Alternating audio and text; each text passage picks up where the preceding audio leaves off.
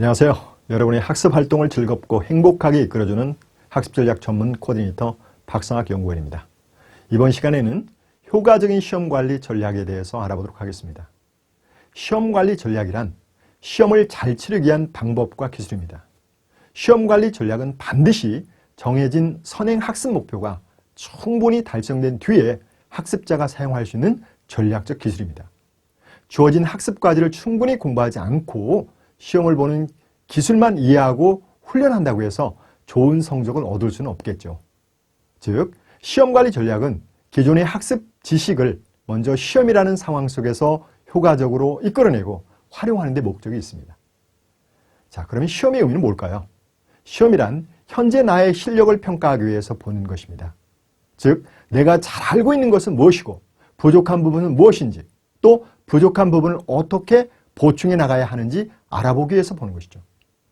형편없는 시험 점수가 나의 형편없음을 의미하는 것이 아니라 부끄러운 점수를 받고서도 왜 그러한 점수가 나왔는지에 대한 깊은 성찰과 앞으로 대처 방안이 무엇인지 생각해 보지 않는 것이 형편없는 자세라고 할 수 있습니다. 시험은 등수를 매기기 위한 것이 아닙니다. 나의 변화를 위한 개선점을 찾기 위해서 보는 것입니다. 자, 시험의 목적은 무엇일까요? 우리의 삶은 다양한 형식의 시험의 연속이라고 해도 과언이 아닙니다. 학교 시험은 학습자가 가지고 있는 지식과 기술의 숙달 정도를 파악하기 위해서 봅니다. 학습자가 좀 더 숙달됐다면 시험은 좀 수월하겠죠. 그렇다면 이것만이 시험에 긴 유일한 기능일까요? 그렇지는 않습니다. 학교 시험 결과가 나타낸 메시지는 먼저 교과 지식 이해와 숙달 정도를 평가하는데 약 70% 정도가 내용이 함축되어 있고요. 자기 관리 능력, 즉 자기줄과 통제를 통해서 시간관리나 정신관리, 환경관리 능력이라는 성실도를 평가하는데 약 30% 정도의 중요한 함수가 포함되어 있습니다. 자, 그렇다면 시험을 효과적으로 관리하기 위해서 시험 전 전략에는 뭐가 있을까요? 시험에 대한 의미와 목적을 알았다면 시험에 대한 준비도를 새롭게 해야 합니다.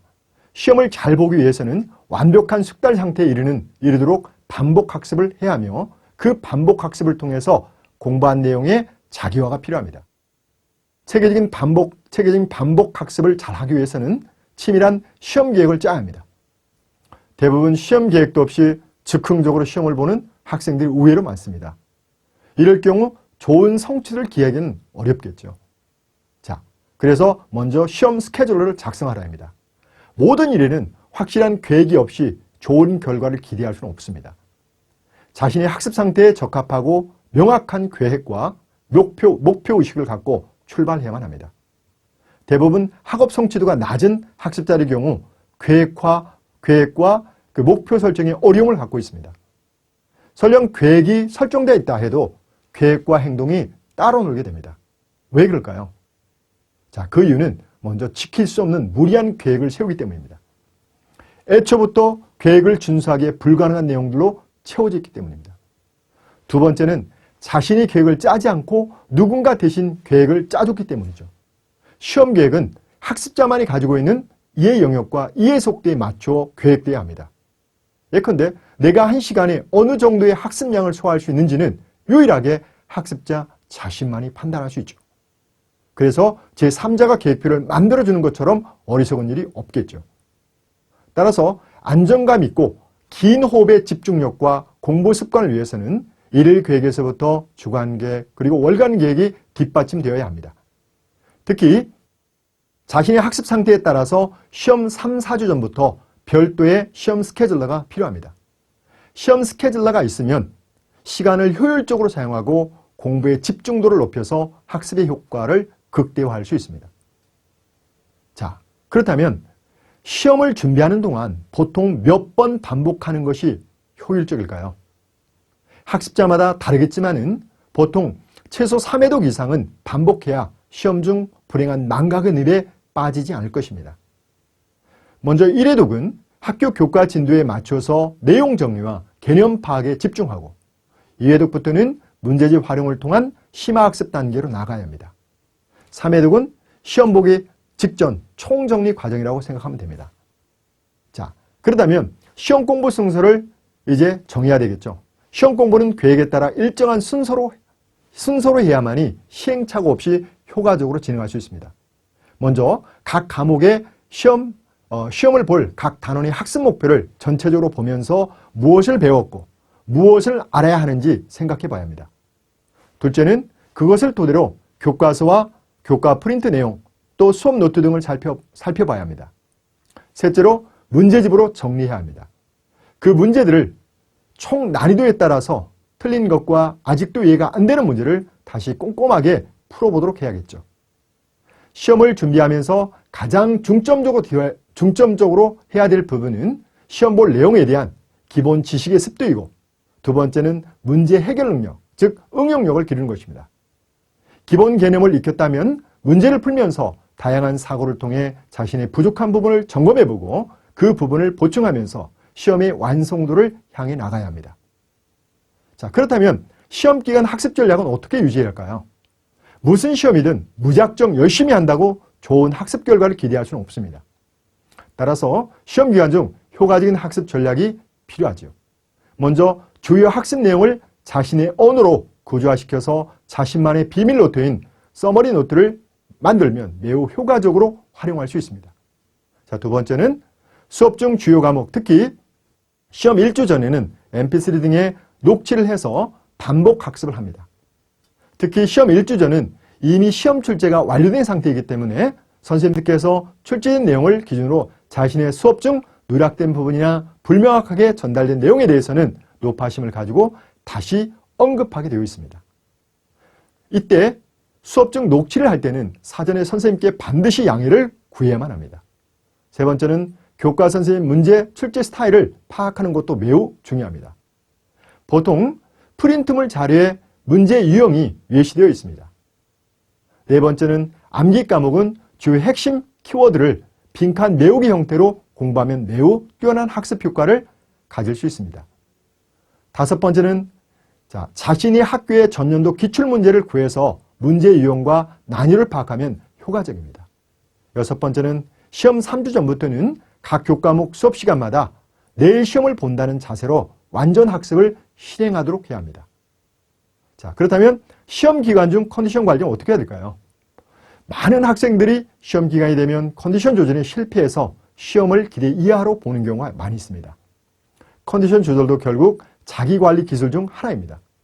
중요한 경기에 출전한 운동선수가 컨디션 조절에 실패해 경기를 망쳤을 때 그것은 변명의 여지가 없는 것과 마찬가지죠. 자, 따라서 지나친 시험 불안 증세, 즉 우울증이나 불안 증세가 있다면 전문가의 조기 치료가 요구됩니다. 두 번째, 집중력을 방해하는 이비인후과적인 어떤 질환, 알러지가 있다더니 축농증, 비염 등이 있을 때는 평소에 치료를 해서 시험에 장애가 되지 않도록 해야 되겠죠. 세 번째는 장시간 시험 공부를 하다 보면 몸이 경직되고 피로도가 높아지면서 집중력마저 떨어지는 학습 효율이 낮아집니다. 따라서 주기적으로 스트레칭을 통해서 몸의 긴장도를 조절해 줘야 합니다. 시험 기간 중 무리한 시간 활용은 시험 기간 중 무리한 시간 활용으로 수면이 부족해지게 되면 집중력이 현저하게 떨어지기 쉽고 또 피로를 느끼게 됩니다. 따라서 규칙적인 생활 습관과 균형 잡힌 영양 섭취가 필수적입니다. 규칙적인 식사로 신체 리듬을 유지합니다. 지나친 인스턴트 음식과 과식은 집중력을 떨어뜨리고 소화기 계통의 문제를 일으킬 수 있습니다. 자, 그렇다면 이제 시험 보는 기술입니다. 시험 당일 시험 보기입니다. 시험을 보는 동안 마음을 잘 조절해서 다스리는 것이 어떻게 보면 3, 4일 동안에 걸쳐 보게 되는 시험 기간을 더욱 알차고 현명하게 보내는 필수 조건입니다. 마지막 시험이 끝나는 순간까지 마음의 평화를 유지하는 절제된 자세가 필요하죠. 혹시 시험 보는 과정에서 특정 과목에 실수를 하거나 다른 원인에 의해서 감정의 동요를 일으키는 그러한 일이 없도록 해야 됩니다. 따라서 자신에 대한 믿음을 강화해야 되겠죠. 지금 자신이 가지고 있는 시간과 자원 그리고 자신의 능력으로 최선을 다해야 됩니다. 두 번째는 시험은 절대 감정으로 몰아가면 안 됩니다. 그날 본 시험은 그날 정리해야 됩니다. 시험에 실패했다고 해서 다음 시험에 영향을 주는 것은 자신을 최악의 상태로 몰아가는 어리석은 일입니다. 주사위는 이미 던져졌습니다. 시험 보는 기간은 오늘 결과가 내일의 시험에 영향을 줘서는 안 됩니다. 객관식 문제를 풀 때는 정답이 아니라 정답의 근거를 찾도록 해야 됩니다. 수학 과목을 제외한 대부분의 과목들은 정답보다는 정답에 가까운 내용이 정답인 경우가 대부분입니다. 자, 두 번째는 서술형 시험 확대와 대비 문제입니다. 서술형 시험이 정책적으로 강화되면서 출제 비율이 20%에서 50%까지 확대되었습니다. 서술형 시험에 대해서 대부분 학생들이 어려움을 호소합니다. 이유는 그동안 선택지 문제, 즉 너무 길들여진 탓도 크지만 암기 위주의 아마 피상적인 공부 습관에 문제가 있기 때문입니다. 자, 먼저 서술형에 대비하기 위해서는 과목별 핵심 파악이 중요하죠. 각 단원 앞에 제시된 학습 목표와 단원 소제목들을 유기적으로 조직화해서 각 단원마다 예상 문제를 만들어보는 평소에 공부하는 자세가 중요합니다. 둘째는 서술형 문제는 수업 중 선생님이 문제에 대한 단서를 흘리게 되어 있습니다. 따라서 평소 수업을 들을 때 주의해야 됩니다. 셋째, 서술형 문제는 배점이 많이 배정되어 있는 관계로 반드시 수업 중에 선생님께서 언급했거나 또 다뤄진 내용을 출제하게 되어 있습니다. 따라서 평소 수업 중에 선생님이 강조하는 내용에 주의를 기울여야 합니다. 마지막으로 문제가 요구하는 것을 정확히 이해하고 답을 정리해야 합니다. 예컨대 뭐뭇을 비교하라. 이런 경우에 두 가지나 그 이상의 사실에 대해서 따로따로 정의를 내린 다음 해답지 사이의 공통점과 차이점을 서술해야 됩니다. 뭐뭇을 증명하라 문제가 나오면 제시된 공식이나 개념을 자세한 내용에서 전체적인 것으로 정리해 나가야 합니다. 그리고 뭐뭇을 기술하라 이런 문제가 나오면 관련된 사실을 하나씩 써나가되 이때 적절한 예를 들어줘야 합니다. 그리고 뭐뭇을 나열하라 이런 문제가 나오면 문제가 요구하는 바를 차례대로 적어나가면 됩니다. 자, 그리고 나서 이제 시험을 봤으면 시험 후 학습 전략이 필요하죠. 시험이 끝나면 곧바로 시험 과정에 대한 분석이 있어야 됩니다. 시험 결과에 매몰되어서 자기 성찰이 없다면 다음 시험에도 별다른 변화를 기대하기가 어렵습니다. 따라서 시험 전략에 따른 계획이 얼마나 잘 실행됐는지를 판단해 보는 것은 계획을 세우는 것만큼 중요한 작업이죠. 이를 통해서 무엇이 부족했는지 알아보고 다음번 계획에 반드시 반영될 수 있도록 해야 됩니다. 자, 첫 번째, 계획에 대한 양적 실행도를 평가하는 겁니다. 목표량에 대한 판단이죠. 계획한 목표량과 실제 실행한 비율을 과목별로 파악해 봅니다.